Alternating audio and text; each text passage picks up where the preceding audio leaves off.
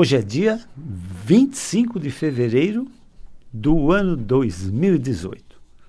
É um domingo, são 14 horas. É hora de celebrar saúde através destas ondas milagrosas da Rádio Mundial. Eu sou o Dr. Rui Mercúrio. Boa tarde.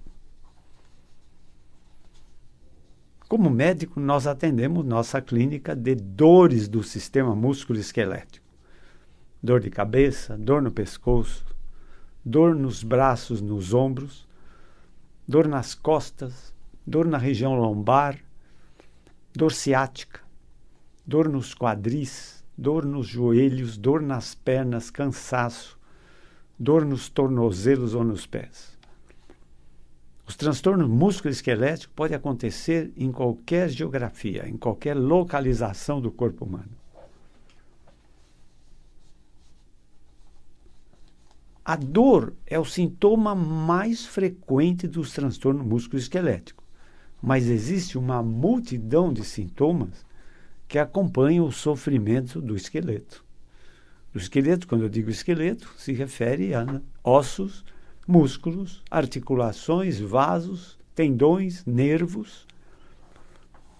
E essa infinidade de outros sintomas pode se manifestar como formigamentos, dormência, cãibras, queimação, prurido ou coceira, inchaços, perda de força, cansaço, indisposição, depressão, distúrbios visuais, distúrbios auditivos, surdez, labirintite ou labirintose, perda de equilíbrio ou vertigens, zumbidos no ouvido, dor no peito, pontadas, precordialgias, sensação de choque, incapacidade progressiva, deformidade do tronco ou dos membros inferiores, corcunda, escoliose ou desvios laterais da coluna, do eixo da coluna,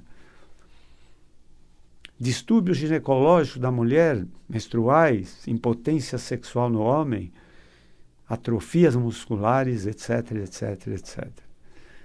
Então, o transtorno do sistema músculo-esquelético, os desarranjos do sistema músculo-esquelético, eles podem se manifestar com dezenas de sintomas diferentes. Cabe ao médico avaliar a queixa do paciente para poder chegar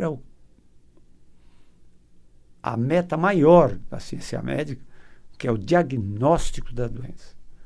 Uma vez estabelecido o diagnóstico, o tratamento é apenas uma decorrência. Em cima desse diagnóstico, o médico pode dar o que o doente sempre quer, um prognóstico, ou seja, o que eu espero desse tratamento, o que eu espero conseguir com esse tratamento, não é mesmo?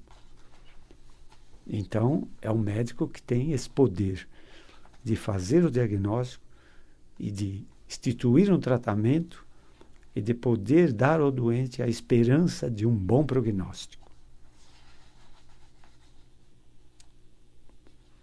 Agora, vejam bem.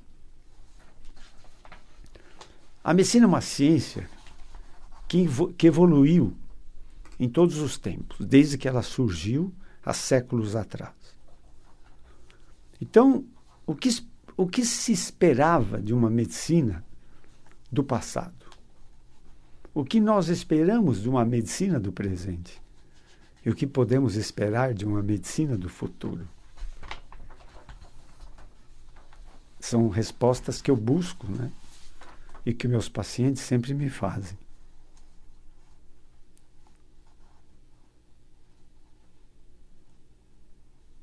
A ciência médica começou destacando, né, com os primeiros anatomistas, fisiologistas, né, dissecando cadáveres, aquela história toda.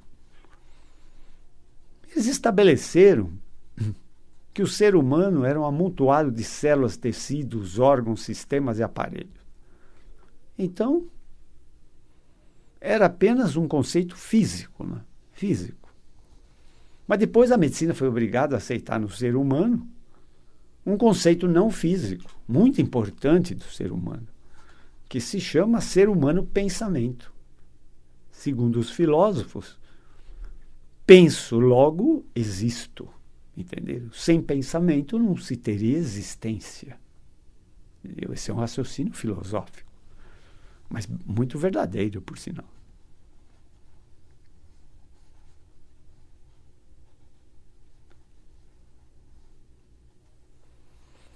Mas desde que surgiu esse ser humano, esse Homo sapiens, esse ser humano na face do planeta, e o ser humano não foi das primeiras criações universais, né? Talvez, em verdade, o ser humano tenha sido uma das últimas criações universais.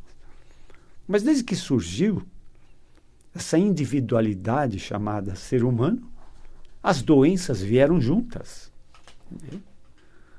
Então as doenças afligem o ser humano desde a sua existência. Entendeu? Mas na medicina do passado, a preocupação maior sempre foi com doenças epidêmicas, infecciosas, né? Contagiosas. Entendeu? Os traumatismos sempre existiram. E também os tumores. Né? Isso tudo para falar em termos de transtornos físicos. Porque a medicina começou se preocupando com transtornos físicos. Né? Mas depois ela viu que muito importante no ser humano era o pensamento, que ela chama de mente. Né? Mas se pensamento e mente não são sinônimos, a gente sempre repete aqui, porque é importante esse ponto. Entendeu? Então ela começou a se preocupar com transtornos mentais também. Então, confusão mental, depressão, ansiedade, esquizofrenia, paranoia, psicose, neurose, são vários termos que se usam para os desarranjos da mente. Entenderam? Então a medicina ficou restrita a tentar solução para transtornos físicos através de todas as especialidades. E a tentar solução para os transtornos mentais através da psiquiatria, da psicologia e da neurociência. Entendeu?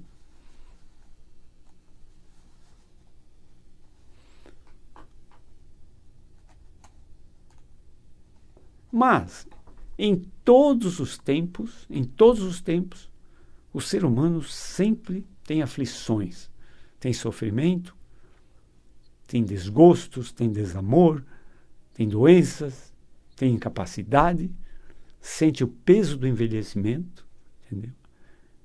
E o temor da morte. As doenças degenerativas surgiram muito mais tarde em sua importância. Por quê? Porque, vamos dizer assim, há 100 anos atrás, no Brasil, a expectativa de vida no Brasil era baixa.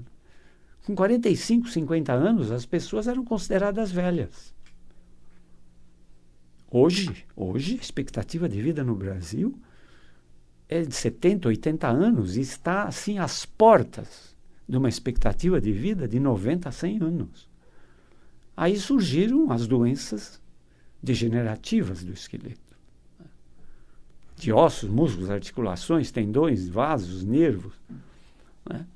E tudo isso gerando muitas dores e incapacidade. Então, as pessoas esperariam ou esperavam que essa medicina atual pudesse atender a muitas necessidades de cura dos necessitados doentes. Mas a medicina continua ainda sendo, né, uma ciência só de possibilidades e não de certezas. Mas ela é soberana na nossa cultura ocidental, entenderam? Se o assunto é doença, a ciência médica é soberana para resolver o assunto doença. E nós, médicos, é que exercemos essa soberania. Entenderam? Mas também nós repetimos aqui, esta mesma ciência médica, ela mesma sofre de 3 graves doenças. Primeiro, ela tem que ser comprada, pelo menos no Brasil. E quem tem mais poder aquisitivo, melhor medicina pode comprar. Entendeu? Isso não devia ser assim. É uma doença da medicina. Se você é doente e tem necessidade de ciência médica, toda essa ciência médica deveria estar inteiramente à sua disposição, independente do seu poder aquisitivo. Mas na prática não é isso que acontece. Segundo, a ciência médica é uma ciência de possibilidades, mas não de certezas. Então, como ciência de possibilidades, mesmo que você possa comprar a melhor ciência médica, isso não é certeza que o seu problema de doença vai ser resolvido. Isso também é uma doença dela. Como? Se eu estou doente e a ciência médica é soberana para resolver doença, por que não resolve a minha doença? Entendeu? E a terceira grave doença da medicina é que ela é materialista. Por que ela é materialista? Porque é uma ciência. Toda a ciência é materialista. Por que toda a ciência é materialista? Porque toda a construção científica depende de visão, audição, olfato, paladar e tato, que são nossos sensores físicos, nossos informantes materiais. E assim é formada a ciência, a partir desses sensores. Por isso, toda a ciência obedece ao princípio do ver para crer. Entenderam? Então, essas doenças da própria ciência médica são limitantes para que a ciência médica possa se desenvolver.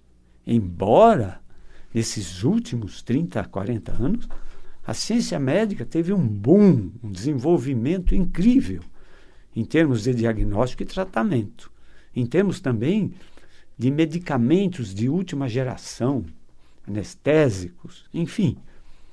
Teve um grande desenvolvimento, mas ainda ela não atende a todos os necessitados de ciência médica. E tem mais. Embora ela tenha evoluído muito em termos de tecnologia de diagnóstico e tratamento, a medicina é cada dia mais cara. Ela é muito cara. Por isso que a Previdência Social está sempre em déficit orçamentário. Por isso que os planos de saúde estão sempre com auditores, né, fiscalizando para evitar procedimentos médicos inúteis, entende? Para diminuir custos, entende? Porque a cada dia a ciência médica é mais cara. E quanto mais cara é a ciência médica, mais distante ela se torna dos necessitados mais pobres, né? É por isso que há um engrandecimento da medicina alternativa ou da medicina complementar, das quais a mais destacada é a medicina das crenças religiosas. Porque as crenças religiosas, sem médico, exercem papel de tratadores e curadores de doenças. Entenderam? Entenderam?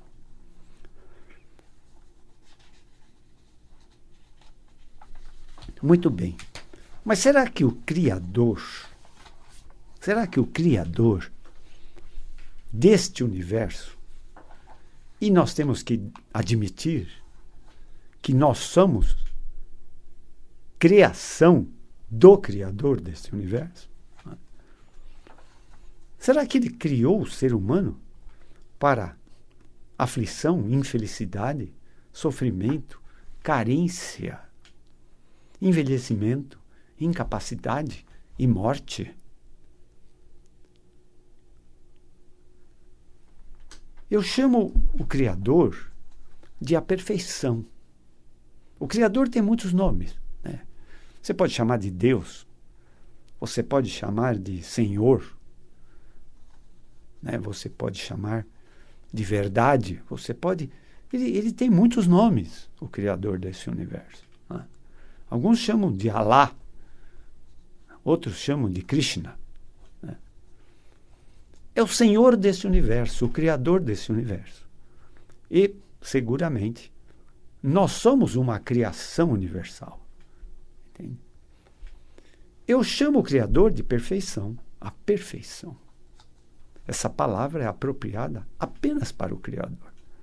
É a perfeição. Ora, se eu sou filho da perfeição, por que eu fico doente? Por que as doenças? Por que as aflições? Né? Por que a infelicidade? Por que a carência? Por que o envelhecimento? Por que a incapacidade? Por que a morte? Entenderam? A perfeição não vai fazer essas coisas. Entende? Então, vejam bem. Eu, nas minhas andanças por todas as religiões, doutrinas ou crenças, acabei frequentando a doutrina espírita, da qual não tenho nada contra a doutrina espírita, absolutamente. Pelo contrário, eu acho que todas as crenças, todas as religiões têm um lado muito bom, muito bom.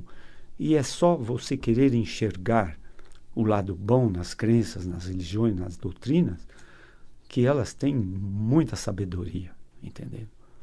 Mas eu ouvi na doutrina espírita a seguinte frase: a Terra é uma penitenciária e nós estamos aqui para pagar penitência, entendeu? Os pessimistas sempre dizem: nós viemos a este mundo para sofrer. Será que isso é uma verdade? Será que você acredita nisso? Entendeu? Eu não acredito nisso. Eu acredito aqui que nós viemos para sermos felizes, saudáveis, alegres, jovens, capazes e de vida eterna. Essa é a minha crença, entendeu? Mas por que a grande maioria dos seres humanos estão sempre em sofrimento? Ou sofrimento físico, ou transtorno mental, ou carência, problema financeiro. Por quê? Problemas emocionais graves, desamor, ódio, rancor. Por que tudo isso? Entenderam? Então, eu sou um eterno buscador de respostas. Eu nunca estou satisfeito. Eu sempre tenho perguntas, né? E de onde vêm respostas, né? Eu tenho formação científica como médico, né? Então sempre eu busco resposta na ciência. Mas será que a ciência tem resposta a tudo? Não, não tem. Posso garantir a todos que o raciocínio científico é fantástico, maravilhoso, né? É a lógica 2 mais 2 igual a 4. Mas 2 mais 2 pode ser 22. Entendeu? Então a ciência não tem resposta a tudo. Ah, não tem? Não. Então, se eu quiser saber quem é Deus, quem sou eu e qual o propósito da vida, a ciência me responde isso? Não responde. Então o que eu fiz? Fui buscar na religião. A religião fala muito de espiritualidade, de Deus para cima, Deus para baixo. Entendeu? Foi aí que eu frequentei inúmeras crenças religiosas. E aprendi muito. Me beneficiei muito de ensinamentos incríveis de todas as religiões. Evangélica, católica, protestante, espírita, entendeu? Budista principalmente. Entendeu? Mas também continuei perguntando a elas: quem é Deus, hein? Quem sou eu? Qual o propósito da vida? Eu não consegui resposta. Pode ser que alguém tenha conseguido, mas eu não consegui resposta nas religiões. Aí fui buscar resposta onde? Na filosofia. Os filósofos se intitulam sábios, né? Então, fui buscar resposta na filosofia. Quem é Deus? Quem sou eu? Qual o propósito da vida? Por que as doenças? Por que o sofrimento? Por que as aflições? Mas os filósofos pensam, falam, tentam explicar, mas também não conseguem resposta. Entenderam? Mas vejam vocês que o Criador deste universo, né? Este universo está pronto. Ele está pronto, entende? Então, nas Escrituras Sagradas consta que Deus fez o mundo em 6 dias e no 7º descansou. Entendeu? Primeiro vou criticar essa frase. Deus não fez o mundo em 6 dias. Por quê? Porque como ele estava fazendo o mundo, nem o dia existia ainda. Então, como ele fez o dia em 6 dias, se o dia ainda não existia? Certo? E no 7º descansou. Não, Deus não é humano, ele não precisa de descanso. Nós, humanos, que precisamos de descanso. Entendeu? Então, a minha crítica a essa frase é essa. Mas a exaltação dessa frase é o tempo do verbo. Deus fez. Então, se Deus fez esse mundo, é porque o mundo está feito. Deus não está devendo nada para o acabamento desse mundo. Não, Deus já fez e deu acabamento. Então, vejam vocês o que eu vou dizer. Se esse mundo está pronto, está feito e o Criador já fez este mundo, ele fez já todas as respostas possíveis e imagináveis que você possa fazer. Todas as respostas já estão prontas. Entenderam? Entenderam? Então vejam vocês. Quem tem essas respostas recebe o rótulo de sábio, santo, profeta, yogi, guru, místico. Entenderam?